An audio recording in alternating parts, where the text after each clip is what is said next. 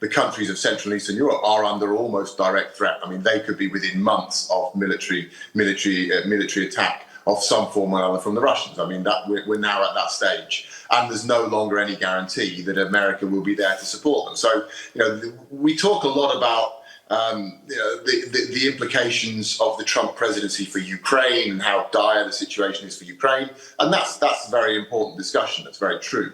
But I think in some ways the situation has changed more radically for Europe, because Europeans have always been under this this complacency that America will be there to protect them.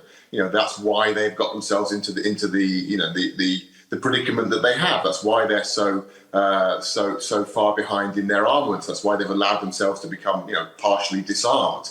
Why they've let their defences sort of wither away over the last few decades, because they've always known that America will be there. Now that's changed dramatically in the last half year. That's a really historic shift, and they have to respond to that. They know that the Russian threat is there, but they always felt that it was countered by the American sort of security blanket. Now Trump's just pulled that blanket away. It's gone. I mean, I don't think people are very cautious about saying it in public, I think, because they don't want to aggravate what is already a very desperate situation.